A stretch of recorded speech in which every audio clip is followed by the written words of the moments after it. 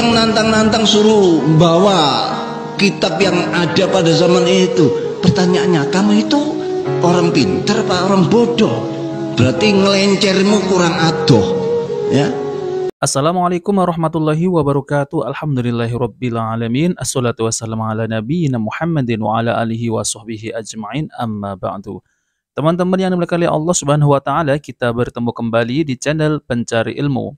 Nah, teman-teman, jadi di video kali ini saya akan membahas yaitu tentang terkait pemecatan yaitu Kiai Imad dari PBNU. Nah, teman-teman, jadi pemecatan oleh Kiai Imad dari PBNU ini pasti ada kaitannya dengan membahas tentang terkait masalah nasab Ba'lawi. Yang dimana yaitu beliau Kiai Imad Al-Bantani ini sangat gencar sekali yaitu dalam membongkar yaitu nasab palsu dari klan Ba'lawi. Yang dimana klan Ba'lawi ini mereka menisbahkan kepada zuriat Nabi Shallallahu Alaihi Wasallam. Namun mereka ini tidak memiliki bukti ya dalam kitab nasab dari abad keempat. Bahkan dari klan Ba'lawi ini yaitu Rabidah Alawiyah maupun kita sebut adalah Ba'lawi, mereka ini tidak bisa menunjukkan yaitu kitab dari abad keempat, yaitu kitab nasab, kitab yang sezaman dan sejarah, bahkan filologi. Mereka ini tidak bersambung kepada Rasulullah Shallallahu Alaihi Wasallam. Mereka ini ada yang membela yaitu dari kalangan NU, yaitu dari kiai-kiai sepuh, bahkan yaitu dari ketum PBNU juga membela Habib-Habib Ba'lawi. Nah, ini sangat miris sekali ya teman-teman ya. Kenapa kiai-kiai pribumi ini malah membela Habib-Habib Ba'lawi? Bukankah kiai pribumi ini dihina-hina mereka, lalu kemudian dicaci maki mereka? Seperti contoh yaitu satu Habib yang bodoh itu lebih mulia daripada 70 kiai, 70 alim ulama. Lalu kemudian ketua Rais Am yaitu Kiai Haji Miftahul Akhyar itu juga membela Habib-Habib Ba'lawi. Ini ada apa ya? Kiai-kiai sepuh malah membela yaitu Habib-Habib Ba'lawi, yaitu dengan pembelaan husnudon ya, husnudon. Padahal ya apa yang dilakukan oleh Kiai Imad Al-Bantani ini, tesisnya ini sangat ilmiah sekali berdasarkan kitab nasab, kitab sezaman, sejarah, filologi, dan tes DNA. Mereka ini klan Ba'lawi rungkat, tidak bersambung kepada Rasulullah SAW, yang dimana yaitu Ahmad bin Isa tidak memiliki anak yang namanya Ubaidillah. Nah, oke teman-teman, mari kita simak apakah benar Kiai Imad ini dipecat dari PBNU. Tadi malam kami juga sudah melakukan live dengan keluarga Az-Zubaidi yang telah terkonfirmasi jelas sebagai orang Arab J1 dan memiliki mutasi keturunan genetik sebagai keturunan Ismail ibni Ibrahim. Mereka siap bernarasi bersama keluarga-keluarga asli keturunan Arab lainnya untuk mengingatkan jangan lagi ngaku-ngaku nasab Nabi kalau ternyata Anda secara ilmu pengetahuan, secara nasab, sejarah sudah gagal total. Ya, terkhusus kepada Bani Alawi bin Ubaidillah yang nggak tahu atasnya siapa. Pokoknya Hablu grup G, bukan orang Arab, orang kau kasus, kau banyak kasus. Jadi begitu. Oke, itu yang perlu saya intermezzo di awal ini. Yeah. Yang kedua, terkait mengenai masalah di PAW atau dipecat atau bahasa apalah kepada Kiai Imaduddin Utsman, kepada saudara saya itu saya mengucapkan selamat dan apresiasi yang setinggi-tingginya kepada beliau pribadi. Karena apa? Dengan beliau telah di PAW begini, maka beban itu menjadi lepas, bahwa ada hal-hal yang kemudian secara keorganisasian yang selama ini beliau selalu mencoba untuk mengerem, mencoba untuk mematuhi pakem-pakem organisasi. Sekarang beliau bisa bergerak secara lebih leluasa dan betul-betul menjadi kiai barisan rakyat, bukan lagi kiai yang nun sewu, yang konon katanya kalau di PB itu barisan elit. Dan ini sebenarnya sudah saya duga sejak dahulu bahwa kegamangan, keraguan-raguan dari PBNU dalam bersikap, apalagi beberapa elitnya telah nyata-nyata selain gamang, ragu, sebagian malah menyerang Kiai Imad secara personal, secara lantang. Tidak kagetlah kalau kemudian akhirnya beliau dicopot dari PBNU. Dan bagi saya itu suatu anugerah, bukan suatu bencana. Bagi seorang pejuang, jangankan cuma jabatan, nyawa pun akan siap diwakafkan untuk kepentingan bangsa, agama, dan negara ini. Tuh. Bung Rifki, saya akan menyoroti kenapa saya menyampaikan apresiasi dan selamat kepada Kiai Imaduddin Usman. Sebenarnya ini sejarah berulang. Saya mengatakan bahwa NU ini betul-betul menjalani fase-fase sebagaimana sejarah yang dijalani oleh Rasulullah Muhammad SAW. Pada awalnya NU digalang oleh as-sabiqunal awwalunnya, para pejuang-pejuang awalnya itu melakukan gerilya untuk kemudian sampai pada akhirnya masuk kepada ranah Mbah Khalil Bangkalan, memberikan tongkatnya, restunya kepada Kiai As'ad Syamsul Arifin, dan berdirilah NU. Gerilya itu dijalani oleh para penggerak, para kiai-kiai aktivis muda pada saat itu, dipelopori oleh Mbah Wahab Hasbullah. Ini persis seperti ketika awal-awal dakwah Rasulullah yang harus melakukan gerilya, harus melakukan door to door. Itu yang pertama.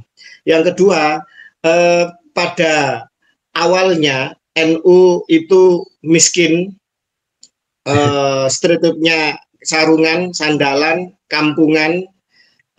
Dulu masih banyak yang pakai belangkon. Nggak tahu sekarang kemana itu belangkon-belangkon itu. Kemana sekarang itu baju-baju tradisional itu. Apalagi kalau seorang kiai kepalanya dililit sama seorang habib, seketika dia jadi zombie hidup yang mudah dicocok hidungnya dan takut dengan cerita-cerita karomah yang tidak masuk akal, yang menabrak syariat, yang melebihi Rasulullah. Ini seorang kiai kok menerima ada habib cerita datuknya karomahnya melebihi Rasulullah, ini kan hukumnya kan kafir. Kita meyakini bahwa Nabi Muhammad adalah khairi khalqillah, khairun nas, khairul anam. Tidak ada makhluk yang lebih tinggi derajatnya dibanding Rasulullah, karena beliau kekasih Allah, langsung di bawahnya Gusti Allah, tercipta dari Nur Muhammad, Nurullah, dan seterusnya. Semua kiai itu paham, semua orang yang mempelajari tasawuf ala al-Nahdiyah paham itu. Tapi ketika ada seorang imigran yang tidak tahu jejak leluhurnya mengatakan lebih tinggi karomahnya melebihi Rasulullah, kok dipercaya? Padahal kalau kita meyakini ada orang lebih mulia, lebih hebat dari Rasulullah, seketika dia keluar dari agama ini, dari agama Islam, kafir hukumnya. Jadi itu, tapi nggak tahu lah kiai-kiai itu kena apa itu saya. Itu mungkin butuh dibahsul masail kan itu, Gus. Iya, harus dibahsul masail kan. Dan akan ada lembaga ruqyah ya, ruqyah Nahdien kan ada ruqyah. Kena sihir apa itu? Kok sampai akal sehatnya, sampai akidahnya bisa seperti ini. Nah, teman-teman yang dimuliakan oleh Allah Subhanahu wa taala, jadi itulah ya penjelasan dari Faqih Wirahadiningrat ya tentang terkait masalah pemecatan, yaitu Kiai Imaduddin Al-Bantani. Nah, ternyata benar ya, yang saya duga itu adalah karena membahas tentang terkait masalah nasab Habib Ba'lawi. Wah, kalau semacam ini ya kacau ya teman-teman ya. Karena seperti ketum PBNU juga sudah jelas sekali mereka ini membela Habib Ba'lawi.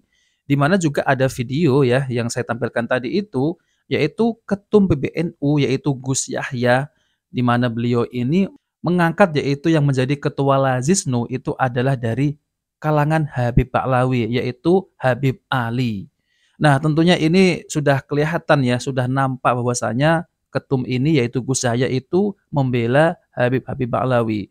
Wah, parah ya teman-teman ya. Sekelas ketum saja itu bisa membela Habib Ba'lawi. Padahal ceramahnya dari Habib Ba'lawi ini sudah tersebar di mana-mana, yaitu tentang terkait khurafatnya yang sangat di luar akal. Seperti apa yang dikatakan oleh Gus Faqih Wirahadiningrat itu ya. Bahkan orang yang mempercayai seperti itu bisa kafir loh. Ini sangat mengerikan sekali. Seakan-akan mereka ini lebihi yaitu mukjizat Nabi Shallallahu Alaihi Wasallam. Tapi sekelas ketum kok bisa kebobolan ya. Bisa mengikut Habib Ba'lawi, membela Habib Ba'lawi. Bahkan ya teman-teman, yaitu Ketua Rais Am PBNU, yaitu Kiai Haji Miftahul Akhyar, itu juga membela Habib Habib Ba'lawi. Di dalam videonya itu sangat jelas sekali. Dan ini sangat disayangkan sekali ya teman-teman ya. Seakan-akan para kiai sepuh ini membiarkan Habib Habib Ba'lawi ini ingin menguasai Indonesia ini.